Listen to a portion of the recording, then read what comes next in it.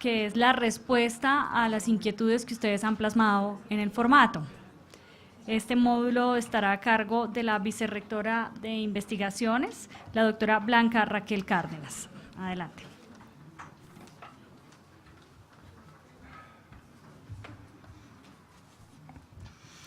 Bueno, un saludo para la mesa, para todos ustedes asistentes, por la infinita paciencia que han tenido con estas conferencias que créame que son un deleite, un buffet temático que hoy converge aquí en la Universidad de Ideas, entonces mil gracias para todos. Pues comentarle a los panelistas que la afluencia de preguntas no ha sido mucha, esto es indiciario de que ha habido una explicitud enorme en cada una de las conferencias. A menos que alguien a último momento quiera sumar otra pregunta, tengo aquí 3, y vienen dirigidas 2 de ellas a la doctora Luz Karime, pero pensaría yo que por esa convergencia temática, el doctor Batermoli también podría ayudarnos con una de esas preguntas y así tendríamos una y una. Y igual hay una pregunta para el doctor Dionino, pero pues él no está, doctora, ¿qué haríamos ahí? Pues no sé, pues de pronto bueno, podríamos, tanto lo habíamos escuchado y las preguntas él respondió ayer, podríamos colaborar en eso. Igual la podríamos aclarar. Bueno, vamos a empezar con una pregunta para la doctora Luz Karime, que dice exactamente así. ¿Qué mecanismos nacionales e internacionales considera usted que ayudan a frenar la piratería técnica respecto de los impuestos aduaneros? ¿Cómo frenar el capital golondrina?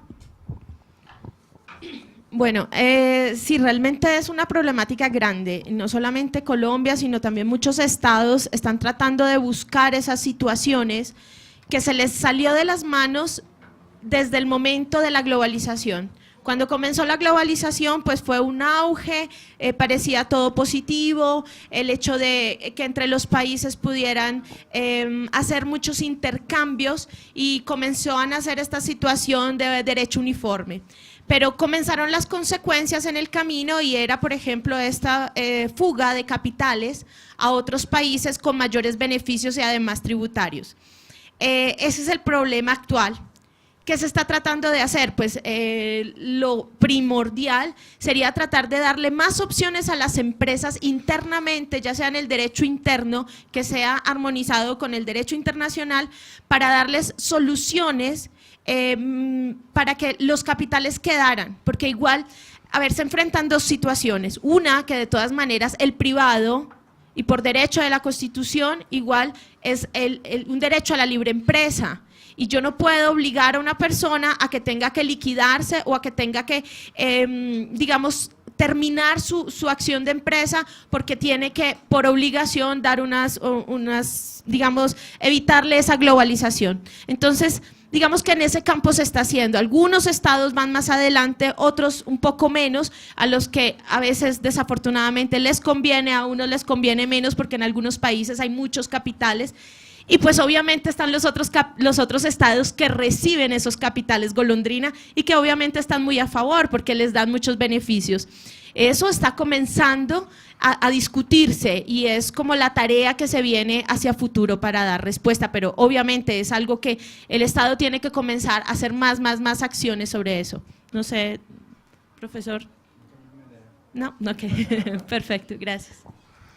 Bueno, en ese mismo sentido yo creo que podríamos complementar la inquietud y es, veíamos cómo con esta directiva 59, por lo que le entendía al doctor Batermoli, lo que se trataba era de sacar todo el tema de la insolvencia o de la crisis de los bancos para regularla de cierta manera diferente a cómo se regula cualquier otro tipo de insolvencia. Aquí lo que vemos es obviamente un trato diferenciado para el sistema bancario que obviamente no sabemos con qué finalidad o cuál sea la teleología de esto, pero muy seguramente pues no será la más sana.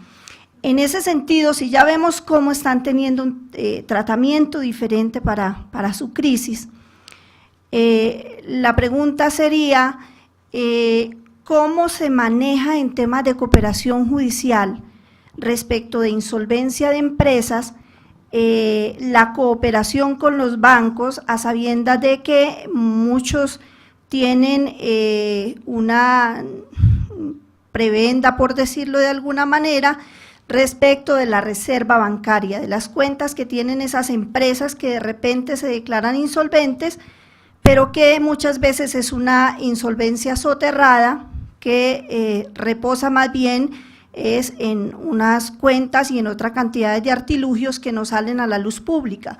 Entonces, ¿cómo opera esa, digamos, para sintetizar, cómo opera esa cooperación judicial para en determinado momento llegar a abarcar o llegar a levantar ese tipo de reserva bancaria?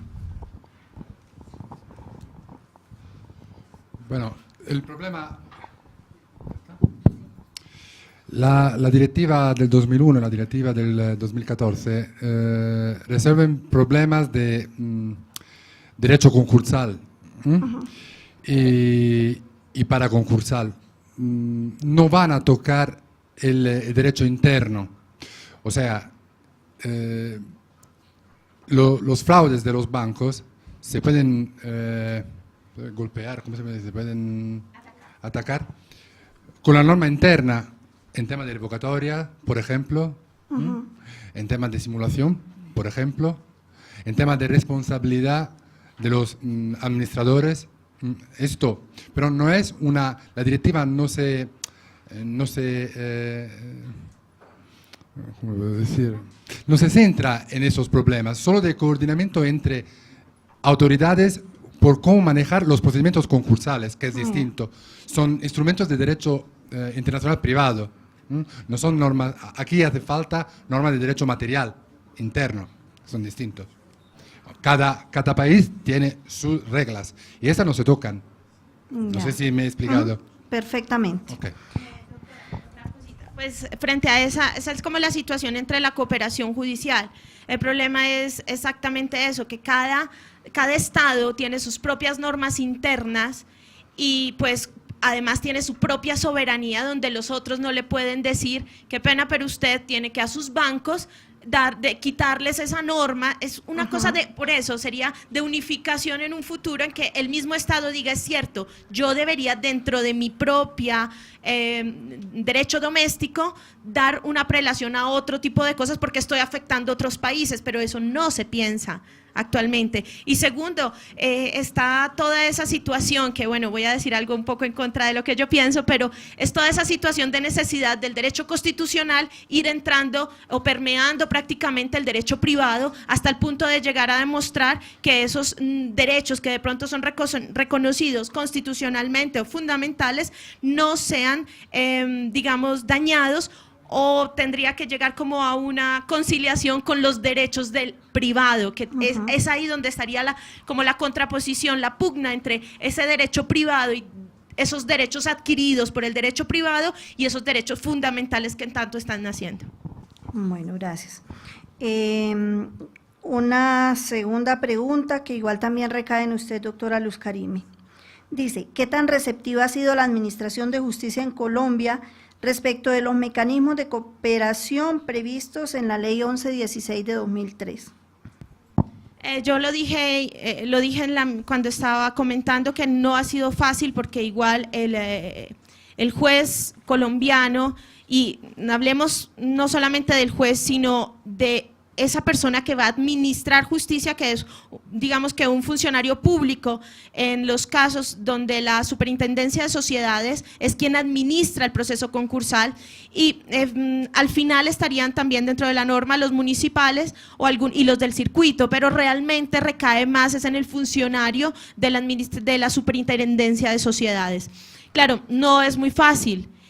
porque igual nuestros procesos internos son muy rituales, tienen un rito. Yo cómo voy a pedir una prueba, cómo voy a hacer una transmisión de información, y nosotros digamos que sobre eso a veces, como damos un paso adelante en la legislación colombiana, a veces damos 2 pasos atrás. Por ejemplo, con todo el cambio del derecho penal, esa ritualidad que una prueba no es prueba o no se admite si yo no soy experta en derecho penal, doctora Ludi, pero sé que hay una ritualidad para yo poder llegar a mostrar la prueba hasta en los movimientos, no sé, las palabras que tengo que usar. Entonces, si estamos nosotros comenzando a hacer esto, no se entiende cómo luego desde el 2006 tenemos una norma que al final casi no logramos y no entendemos cómo realizarlo. Entonces yo creo que la culpa no sería del juez, porque es el juez o el administrador de justicia, sino también esas transposiciones de derecho que continuamente estamos trayendo a Colombia sin tener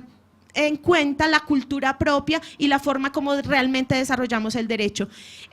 Otra cosa, en eso fue digamos que fuimos muy propositivos en sacar una norma concursal y coger de una vez la norma en el 2006, la ley modelo, y ingresarla, digamos, en nuestro propio ordenamiento doméstico.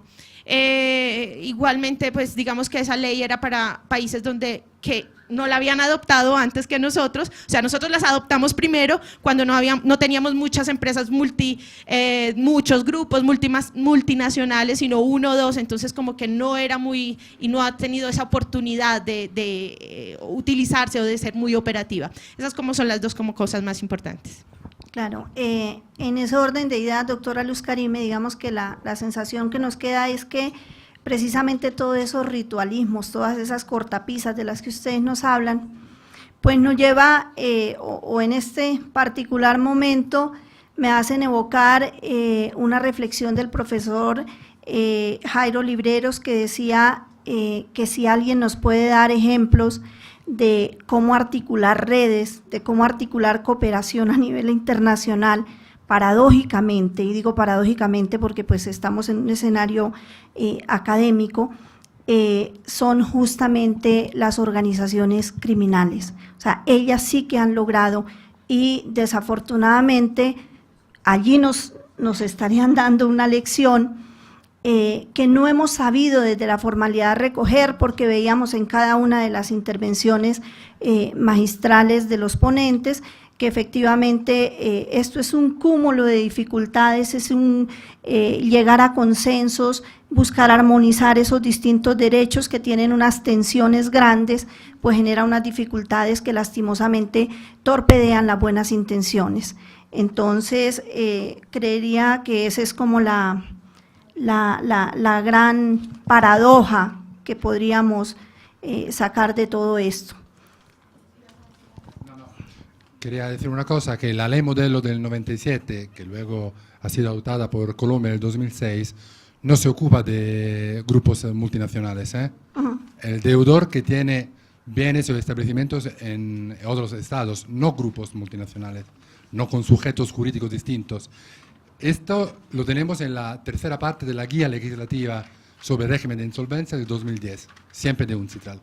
Es decir que es un texto distinto. La diferencia entre grupo multinacional y multinacional. Y empresa internacional. Bueno, y hay una última pregunta que entonces decíamos que por relación temática correspondería al doctor Dionino, pero entonces la vamos a diferir, que es en este sentido. ¿Cuál sería la recomendación para traducir un texto? Incluso tendríamos que delimitarla, porque yo creo que aquí estaríamos haciendo referencia a un texto jurídico, ¿verdad? Gracias. Bueno, hace falta, primero, saber el idioma. Primero, el idioma. Segundo, el ordenamiento jurídico. Yo nunca me haría traducir un texto jurídico en castellano por una persona que no es profesor de derecho mercantil. Más bien, de derecho concursal, diría yo. Para decir que tiene que ser una persona súper competente en la materia. no hace falta conocer el idioma. Yo conozco el idioma un poco de castellano, puedo traducir desde el castellano al italiano, pero ya si es derecho penal, ya no sé. Si es derecho mercantil, de España sí. Esto para decir cómo es difícil traducir bien un texto jurídico, para mí.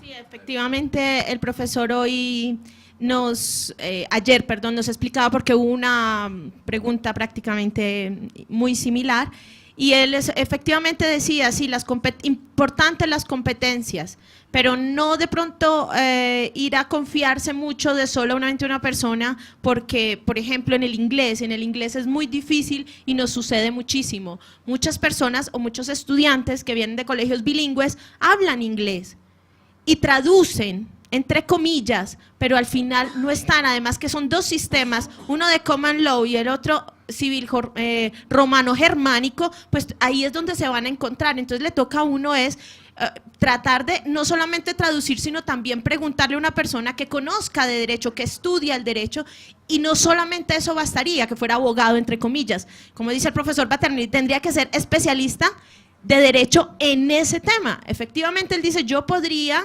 de pronto, porque he estudiado el derecho español, hacer una traducción, pero si de pronto hago me traen un texto de derecho penal, ya la traducción no tendría tanta, digamos, no sería tanta perfecta, porque no entendería si esa figura jurídica cómo estaría en de una a otra. Una cosa última, sí, urgente, es, por ejemplo, los textos que vienen del common law, cuando hablan ellos de resolución del contrato, ahí ellos utilizan una figura jurídica que reúne la resolución y reúne también la resiliación. O sea, todos, prácticamente para ellos, todos son iguales. Para nosotros no. En nuestro sistema jurídico diferenciamos cuando hay una resolución, que pues es la resolución en el momento, y cambiamos cuando se tiene que, digamos, tratar de terminar el contrato, pero desde sus inicios, de los efectos jurídicos, entonces cambia. En el common law para todos ellos es igual, entonces utilizan simplemente la resolución o terminación del contrato sin ningún problema, y ahí es donde vienen como los problemas en la traducción.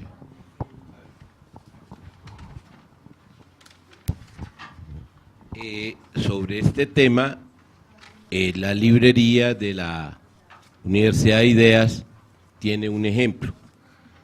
El profesor Robert Piaget, profesor de la Universidad de la Sorbona, en responsabilidad hizo su libro y era necesario traducirlo al español. Se buscó un personaje que fuera técnico para eso. Lo hizo el presidente del Consejo de Estado de Colombia, que había hecho doctorado en la Universidad de la Sorbona, era el alumno del profesor Piaget, y es el profesor de estas niñas que están aquí, porque él aquí da derecho civil. Es el doctor Jesús María Carrillo Ballesteros.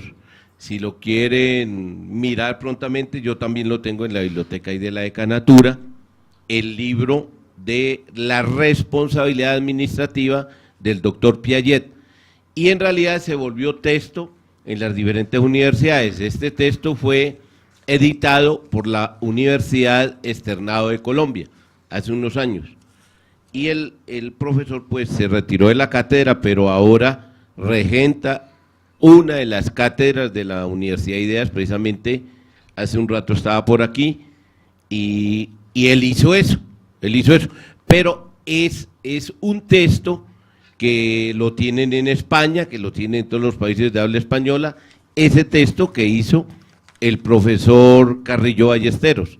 Es muy importante porque la traducción etimológica no da la contextualización de lo que ha querido decir el doctrinante. Muchas gracias. Bueno, respecto de esto último, yo pensaría que no solamente los problemas convergen únicamente en esa parte, digámosle, semántica o de semiótica en sí de los diferentes idiomas y de las diferentes palabras, sino que además a la hora de traducir textos hay que también mirar los contextos.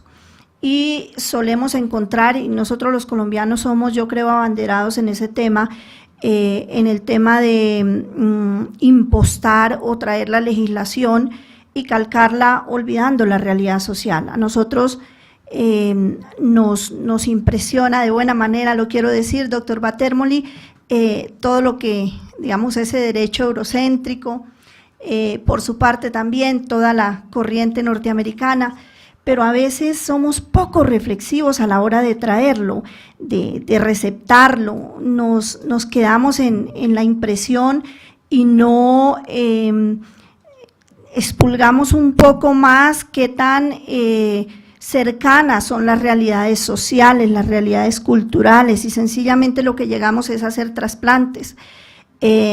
Yo hace unos años, cuando me egresé, veía mucha teoría y escuchaba a mis profesores, y de verdad que yo decía, oh, ¿qué tanto saben? O sea, saben muchísimo, han inventado.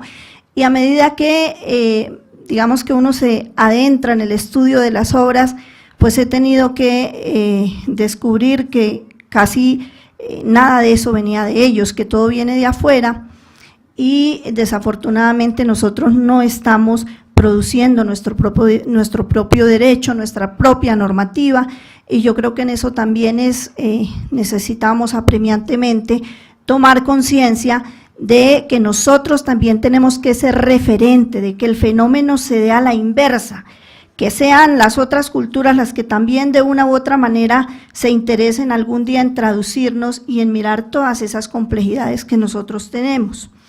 Yo creo que esa sería como una reflexión que se haría, pero obviamente al margen de todas las dificultades que nos quería señalar el doctor Dionino, que las entendemos aquí es únicamente desde el punto de vista gramatical y desde el punto de vista de adecuación a un lenguaje jurídico, que entre otras uno si las ve no solamente se dan de un ordenamiento a otro o de diferentes latitudes, sino aquí mismo en Colombia vemos como de una disciplina a otra. Si nosotros en derecho constitucional hablamos de teorías contractualistas y estamos hablando, por ejemplo, en derecho civil de teorías contractuales, son dos cosas totalmente distintas. O sea, esas dificultades están también latentes en el ordenamiento interno, de ahí que el esfuerzo que tenemos que hacer nosotros los estudiosos de estas disciplinas pues es muy grande, porque tenemos que siempre estar interpretando y leyendo en contexto. Y una pregunta final que, doctora Luz Karime, para usted, nuevamente, dice, ¿me podría por favor explicar un ejemplo acerca de las empresas colombianas multinacionales que ya interpusieron un proceso concursal y cuál ha sido el resultado de ese proceso? Bueno, actualmente, digamos que los procesos concursales que se han resuelto en Colombia han sido muy locales. Las empresas, desafortunadamente, o digamos los grupos multinacionales que se han creado últimamente, se han ido prácticamente del país, y esos procedimientos no han sido lo que nos explicaban el COMI, o sea, ese criterio para iniciar el procedimiento generalmente se inicia en el exterior, porque lo que tenemos aquí prácticamente son sucursales y no es el centro de los intereses principales de la empresa, no están en Colombia. Entonces, cuando se han realizado los procedimientos se han hecho por el sistema muy territorial, es decir, solamente contra los acreedores, contra el deudor, que antes era una empresa y que hoy pertenece a un grupo multinacional donde el centro principal de los intereses está en un país extranjero. Entonces, digamos que generalmente se han realizado se han tratado digamos, de pagar estos créditos de todas maneras en forma equitativa por las normas internacionales, pero directamente aquí todavía no tenemos un grupo multinacional que tenga el centro en principal para poder realizar un proceso aquí en Colombia donde sea de acuerdo digamos, a los procedimientos híbridos universales, es decir, que desde Colombia se realice para las demás sucursales que estén en otras partes del mundo.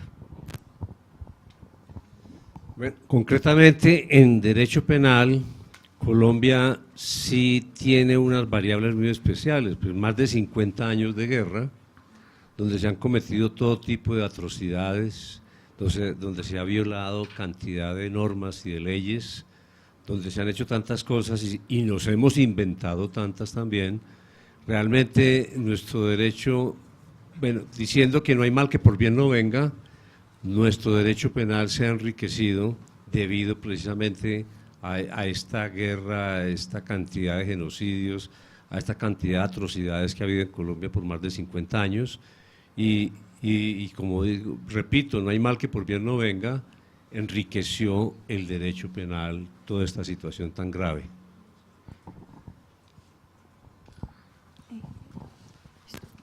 Muchas gracias. Muchas gracias.